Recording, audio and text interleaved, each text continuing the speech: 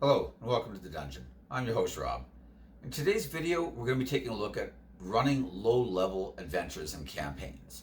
About a year back or so, I did a video on running high-level adventures and campaigns, and I just kind of talked about some of the challenges about how players have so many abilities and spells and like great magic items and stuff, and it can make the game very challenging as a dungeon master to try to run because the players have so many options. But I also think that running low-level games can be very challenging in their own way. And I thought it was kind of interesting. I remember back when I did that high-level video, um, just doing like a quick YouTube search for other videos talk about the subject. There were a ton of people with advice on running high-level adventures. But earlier tonight, when I was preparing for this video, I decided to do a quick search and see what came up. And I got like two videos. One was from Matt Colville, whose channel is excellent, of course, and he talked about, but his was mostly about like understanding the differences between like kobolds, goblins, orcs, hobgoblins, and a bunch of these other low-level monsters, right? And he just kind of talked about how like changing, say, goblins for kobolds can make a big difference in a campaign, or changing goblins for orcs. Orcs are a lot tougher than goblins, right? So if you're not really thinking about it, or you think, yeah, they're kind of the same, or whatever, it can be very catastrophic for your players, right? But he was mostly focusing on the monsters. The other one I saw was from Nerdarchy, who, by the way, I love their channel as well. And theirs was just kind of more of a roundtable discussion about what they liked about low-level games. And neither one were really what I was hoping to do, which was to talk about just advice for game masters trying to run a low-level game, especially with veteran players. Because I think this is the problem. You're starting a brand new campaign, you've got a bunch of experienced players, and the thing is, there's kind of that been there, done that atmosphere sometimes. The players have killed orcs and goblins and kobolds and hobgoblins so many times before that to try to make that game interesting can be its own kind of challenge. I also think that a lot of times what I personally love about low-level play, and I love high-level games too, I love everything for its own particular aspects, right? High-level players have a lot of different powers and abilities, but you get to challenge them with like epic, big, awesome monsters, right? Like they fight like Orcus, for example, or whatever else, right? And those are very like memorable encounters because there's all this lore and history behind Orcus or Demogorgon or Tiamat or whoever, right? But I also think that for low-level games, like I remember back when I was young and I was playing like D&D Basic and Expert, and then eventually like first edition like Advanced Dungeons and Dragons, things like a grappling hook actually mattered, right? Because you might not have had a way to scale that wall or to like get down the cliff face, and if you fall, your character's going to die because you're level 1 and you're just going to die from falling damage, right? When the players are like level 15, they don't care about a 40-foot drop down a cliff. They can levitate, they can fly, they can teleport, they can plane shift, for crying out loud. Like it just doesn't matter to them anymore. But things like that can actually be a challenge for a low-level party, right? I've talked before about how back in the day, you'd have the 10-foot pole and you'd probe the floor of the dungeon for traps, right? Because if you set up like a poison arrow trap, that could kill anybody in the party, right? When you're level 15, again, it doesn't really matter so much. You've got an army of skeletons that your necromancer summoned, and those just walk down the hallway in front of them. And if there's a trap, they'll set it off. Who cares, right? Maybe you just use like Arcane Eye and you scout the dungeon. Maybe you just go ethereal, or do both. You scout the dungeon, find the boss, go ethereal, drop through like 4 levels of dungeon, and just go straight to his room, materialize around him, kill him. Like high-level players can do almost anything. It's just a completely different game by then.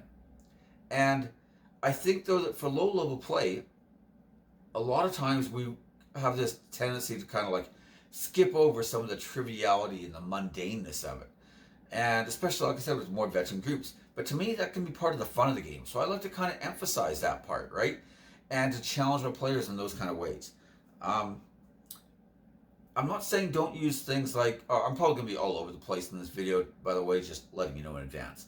I'm not saying don't use things like orcs and goblins and kobolds, for example, right? Even though they're very played out and the players have killed them a million times before. I'm not saying don't use them, but there can be very interesting and creative ways to use them. So, for one thing, I hadn't actually planned to do this, so I don't have the page ready. I just thought of it right now. So, this is the Creature Codex by Kobold Press. I'm not paid by them or anything like that. I'm not saying to go get it or anything like that. I'm just using this as an example. If I can find it, because I didn't have it set up in advance. Let's say your party is going to be fighting a bunch of orcs, right? Now in this book, they have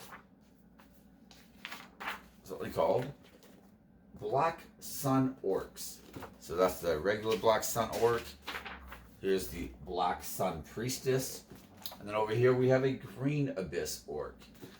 The point is not particularly anything special about those orcs, but I like the idea that there's a specific tribe of orcs. And maybe when your players go against them, they're like, oh, okay, orcs, yeah, okay, we know what orcs are, no problem, right? But they're like, no, wait, these are the Black Sun Orcs. And they're like, okay, well, what's special about them? Oh, they're particularly known for their like ferocity and their aggressiveness in battle. And, they also have these priestesses that, can see through magical darkness, and they're constantly like casting like all these darkness spells, but they have vulnerability to sunlight, right? They have disadvantage on direct light. And you can use this kind of stuff to like change things up. And so even though the players have seen orcs before, they've never seen the Black Sun Orcs before. And, the first time they go to fight the orcs and realize that Black Sun Orcs can actually use a charge as a bonus action, allowing them to move their regular movement as a bonus action, they can suddenly cover a lot more distance than the players might be expecting. That's kind of weird. And just automatically that lets the players know, oh, hey, these aren't regular orcs. Like, we were kind of warned about these guys already, which, by the way, I like to do that kind of stuff. I don't want to necessarily surprise the players always. Surprising them is good too, right? I'm just saying, in general, I think a lot of what makes low-level play fun can be the atmosphere of the game, right? So if I tell the players, oh, these orcs are a little different, they're a little more aggressive, and they have like these powerful priestesses that can use magic as well, right? Well, now the players kind of think they know what to expect, right? But then when things start happening and they start seeing these, automatically there's this kind of like increasing of the tension level, right? Where they see that orc who's like super aggressive, and they're like, oh, okay, yeah, we were warned about these guys, holy cow. And now things have gone up a little bit. Then they see the priestesses, and the priestess casts like darkness or something, and they're like, oh no, we were warned about this. And again, the tension level just increases a little bit more, right? So you're kind of like foreshadowing it and giving the players a bit of idea of what to expect. But then also when the encounter happens, there's like that payoff, right? I don't want to like foreshadow something and then have it not be relevant. And I really like foreshadowing personally. I'm not saying you have to. A lot of times you want kind of like more of a sandbox game, and players are just kind of going and doing whatever they want. And there may not be a set story, and that's fine too. I love that type of play, right?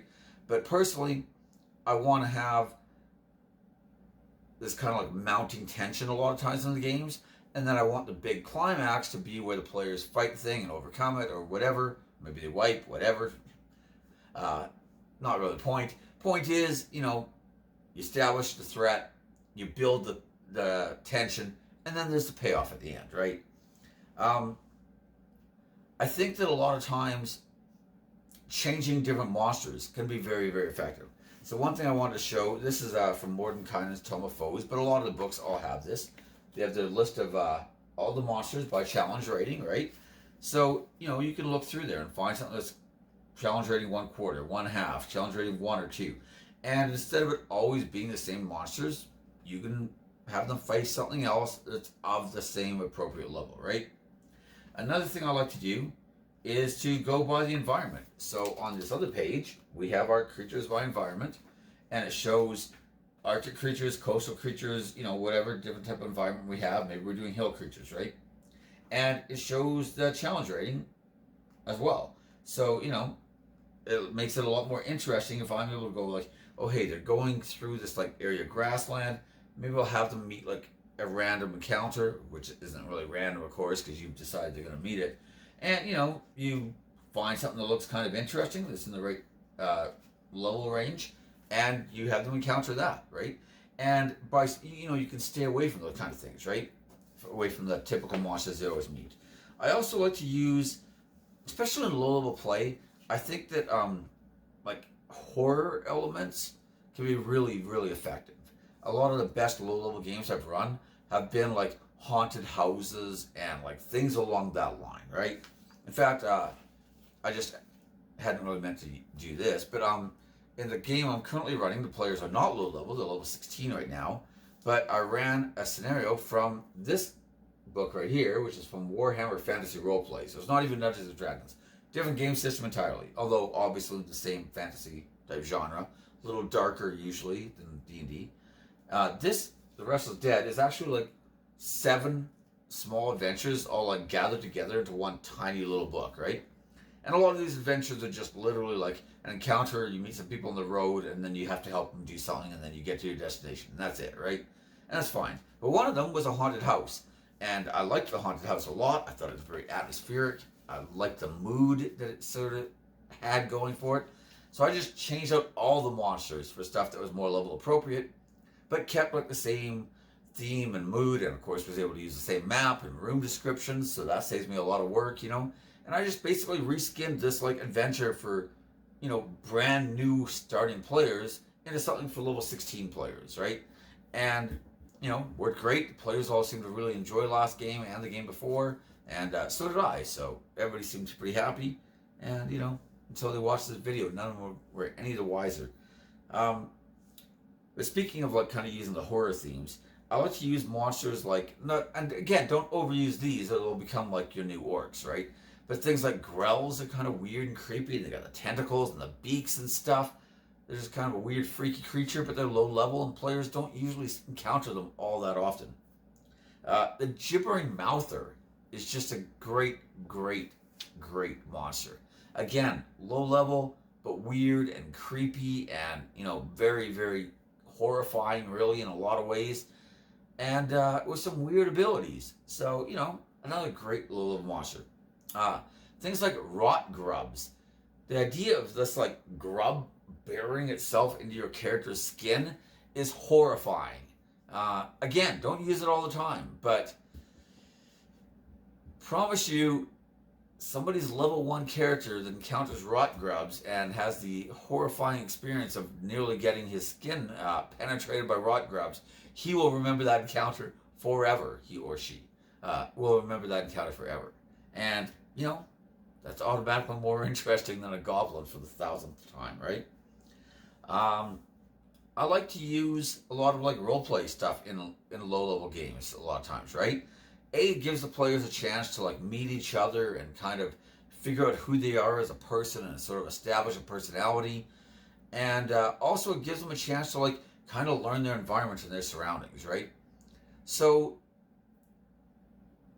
speaking of like road encounters, right? Like I think one thing I used before in the past, which was very, very effective, is I had all the players met because they were all hired, and basically it's just, you know, you were hired by some merchant to guard his caravan as he goes from point A to point B, right? So all the characters are already there, they're going to get paid, right? And then along the road, I actually knew that somebody was going to have an item stolen, and the players were going to basically have to figure out who had committed the theft and prove it, right? And it wasn't really a combat encounter. It was going to be a problem-solving mystery type of encounter, right? But the characters are level 1, they don't have a lot of resources yet. They have to kind of work together and try to like piece together the clues and figure out what happened, right? And it ended up being really, really good. And again, this is the kind of thing you might have to balance on your players, right?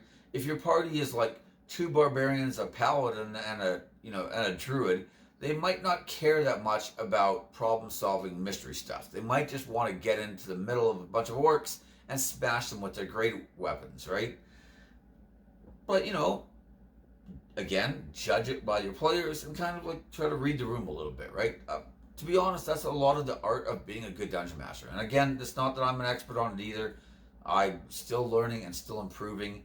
But, you know, as you do it more and more, you start getting a better feel for what your players are looking for, what these specific characters might be looking for, and it allows you to like kind of tailor things to them, right? But I like that idea. I liked the idea of the players all meeting. I had a pre-built story now where now you've all met because you're working for this guy, right? And you're all going to be his guards. And then you're just going to go across the journey. They're going to have to solve this mystery, presumably without murdering everybody in the caravan, although who knows, right? My players didn't know they solved the mystery, so good on them. And maybe you do have like an encounter with a bunch of Black Sun orcs or something on the way. Who knows, right? Not really the point. The point is that, for low-level characters, journey and travel can be very interesting, right? When your characters are like level 17, for example, and they've got like, teleport, plane shift, astral projection, travel isn't really very interesting because they can just get wherever they want to go like that, right? But for low-level characters, I find it much more interesting to have maybe an encounter like I said, where they have to solve a mystery, than just saying, okay, you go from point A to point B, I'll roll 6 times for random encounters, it took 3 days, whatever, right? Like, not that I haven't done that before too a lot. I still do that to this day sometimes, right? Sometimes you just feel like having random encounters, But I also like the idea of having, roleplay type of encounters set up for my players to interact with. I mentioned changing monsters, I mentioned roleplay, I mentioned foreshadowing. Oh, hazards, especially in combat. One way to challenge players can be to just throw more monsters at them. But this is usually pretty dangerous, especially at low levels. Because the way 5th edition math works, basically, the side with the most actions has a large advantage. It doesn't mean they're going to win, but it means that things are heavily weighted in their favor. And that's one of the reasons why things like Hypnotic Pattern and spells like Wall of Force are so good. Because now your party of 4, instead of fighting 12 things, maybe your Hypnotic Pattern or your Wall of Force took about half the monsters. And now you can fight a group of 6, and now it's 4v6, not 4v12. And then another 4v6 after that, which is much better than the 4v12 would have been, right? But I like to find ways to make the combats interesting, right? So maybe they're only fighting like 4 goblins, which shouldn't be much of a problem for your 4-player characters, right? But maybe the goblins are all up on a ledge and the party can't even reach them, and the goblins have short bows. And now your 2 barbarians and your paladin are having some actual difficulties. Maybe they actually have to use that grappling hook in order to try to get up there to attack the goblins. Already you have a much different scenario, right? Kobolds are absolutely terrible and are worse than goblins in basically every conceivable way. They have less armor class, less hit points, and they do even less damage than goblins, if that's even believable. But they do have pack tactics. So, having them with some allies nearby, and now they can get advantage in their attacks, suddenly the kobolds can be a little more of a threat. I don't want to necessarily use every encounter like this, right? But maybe, like I said, the guys are up on the ledge. Maybe they've half cover or something like that, or partial cover, and they're shooting down at the party, right? If my party is 2 barbarians, a paladin, and a druid, like we mentioned earlier, I don't want to have every fight be like that, because I know that as a player, if I'm playing a barbarian, I'm going to want to just run into a bunch of stuff and just start crushing them with my great axe, right? Or my maul, or whatever I'm using, right? That's part of the fun of being barbarian. And when every fight, it's like, oh, they're 30 feet above us and I can't reach them, that isn't fun for the player. And I want the players to have fun, right? I want the players to have a good time. I want them to enjoy the game. So I don't want to just constantly frustrate them with encounters like that. But I think that part of having fun is also challenging the players and kind of forcing them outside their comfort zone a little. Now, I don't want to do that in every encounter necessarily, right? But I might want to do that once a night, right? Force them to be a little creative, or force them to maybe tackle a situation from a different angle. I don't think those are bad. Like I said, if it's every single encounter, that's going to be really frustrating for the players. And I'm not trying to frustrate them. I'm trying to play a game with them and have fun as a group, right? And like I said, part of the barbarian's fun is that he wants to crush stuff with his maul. So I want him to be able to do that. I want him to get into fights and just crush stuff with his maul. That's part of what he wants to do, right? But I also know that if every fight just becomes that things are going to be very routine and they're going to get very boring. And, I can just throw more goblins at them, but I think that's a less creative way than coming up with other obstacles. And maybe I could change things up. Maybe the party's not quite as ridiculous as the one we mentioned. Maybe there's only one barbarian, and then there's a paladin, we'll say maybe a ranger and a cleric, right? Just as an example, right? The ranger's using a bow, for example.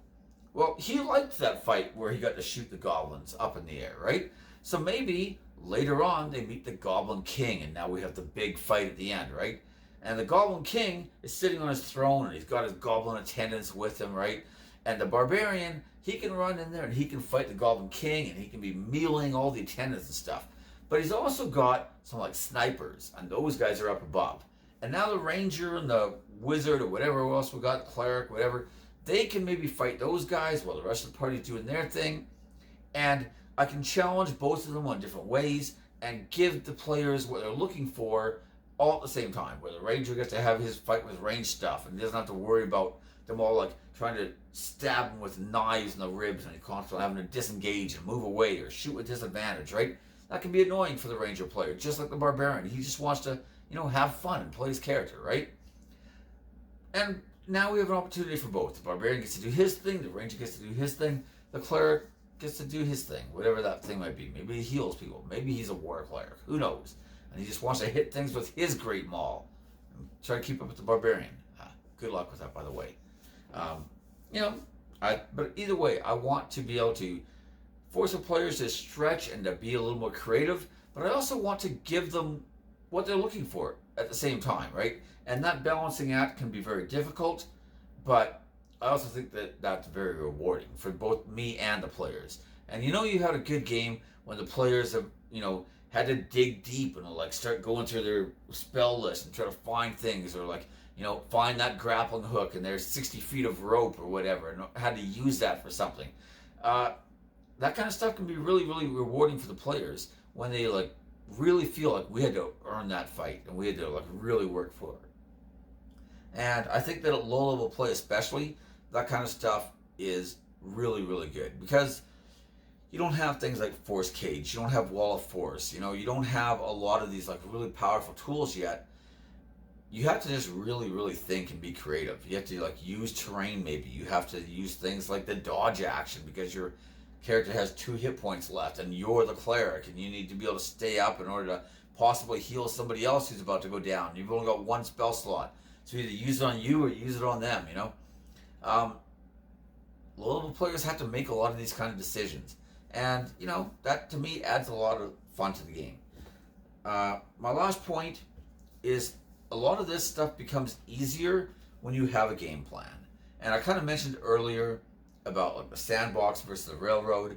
And these are pretty common terms in the roleplay community. If you're not sure what I mean by them though, the sandbox is the idea that the players kind of get to do whatever they want, and you basically create this world, and they just kind of play inside it, right? Doing whatever they feel like. The railroad is more like we have a set story, and it's like the train that's on the tracks, and it doesn't really deviate much, right? And I think a lot of times the railroad gets a really bad rap, and the sandbox is considered this superior style play. And I think that there is an element of truth to that, right? I'm not saying that's completely wrong. But I think that a lot of times players are looking for some guidance and direction. And too much of a sandbox can be really bad. It can be really frustrating when you can tell the players don't know what they are supposed to do, but you're trying to like just kind of let them do their own thing and you don't really want to tell them. And you also don't want to feel like you're just cheating and handing it to them, right? You want your players to kind of like come up with ideas and kind of earn it on their own, right? But when nobody has anything, it can be really, really frustrating. And on the other hand, as a player, when you're in a complete railroad, you start to feel like none of your choices matter and you don't have any control over what happens, right? You're basically just a character in the book that the DM has already written and none of your actions have any meaning. And that can be very, very frustrating as well. And I really want to be able to kind of combine elements of both. I want to have an idea of where my story is going to go, but I want to leave my players with the freedom and flexibility to take that story wherever it goes. And maybe things go in a completely different direction. That can be fine, right? But it becomes a lot easier for a lot of these things I mentioned. Like, you can foreshadow stuff when you know what's coming.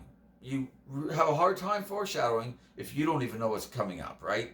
And when players know that something's coming and they feel it building and then they overcome it, it's a lot more satisfying usually than just, they beat something in a random encounter in the middle of the wilderness that doesn't seem to relate to anything. It doesn't seem to have anything connecting it to the world at large or to the story, right? So I don't think that one way is necessarily all good or all bad. I actually think that combining both makes for the best kinds of adventures, in my opinion. And again, this is something I haven't mastered either. I'm still getting better with it. I'm still learning myself, right? But a lot of it is just kind of reading the players and kind of seeing what they want and where they want to go. And just kind of knowing when to hand them the reins and let them take the cart wherever it needs to go. And when you kind of need to pull those reins back and steer things in the proper direction again, right? But having an idea for your story or having some kind of arc in mind allows you to have more direction and kind of have, ideas and themes, and allows you to have like foreshadowing, like I said, and to have these kind of big payoff moments, right? So anyways, that's basically everything I wanted to talk about. I really like the idea of like role playing at low levels. A lot of people say to start the game off with an encounter, and that can be fine too, right? Like, I'm not saying that's bad. I've done campaigns both. I've done campaigns where it's like you meet in a tavern, or you meet in an inn. And as cliched as that might be, and as bad as people are like, oh, it's a trope, you should never use it. I've had great campaigns that started that way. I've also stayed clear of it and never used it for 5 campaigns running kind of thing, Like, again, anything can be good or bad, just really depending on the atmosphere and player engagement. And I think that so much of this comes down to, as a dungeon master, you just kind of setting the stage. I had, not this campaign, but the one before it, the first game session, and this was a campaign that went all the way from 1 to 20, right? It was a long running campaign. But the first game session was basically the players all answering this note, it was basically this job help wanted ad, right? To guard this noble couple, and they just went through the fairgrounds and the festival and did a bunch of stuff, because they're nobles and they just wanted to go see the scenes of the city, right? And then the weather turns bad and they all retire to the inn, and the players get their own rooms at the same inn because they're still supposed to be guarding these guys. And then things get kind of crazy during the night, and there's a bunch of different things that all end up happening. But a lot of it was the players at the inn, and yes, they didn't meet at the inn, but it was at the inn and them interacting with the NPCs there, interacting with each other, responding to different things that happen, like the one lady, the noble lady's fiance suddenly showing up and not being the guy that she spent the whole day with. Things got a little interesting there. Point is, though, that any story can be good if the players buy in. And a lot of that buy-in comes from you just setting the atmosphere and having a mood, having a game plan in mind, and, just kind of leading the players through it. So, anyway, that's basically everything I wanted to talk about. And hopefully there's something good for you here. Like I said, this video, I don't know, I kind of rambled a lot, but I tend to do that anyways. But yeah, hopefully there was something of value here for you. So if there was, feel free to like, subscribe, ring the bell for notifications, of course. And most importantly, leave your comments in the comment section. I love reading people's comments, and I look forward to them every time I do a video. So thank you, that's everything, and I will see you next time. Bye.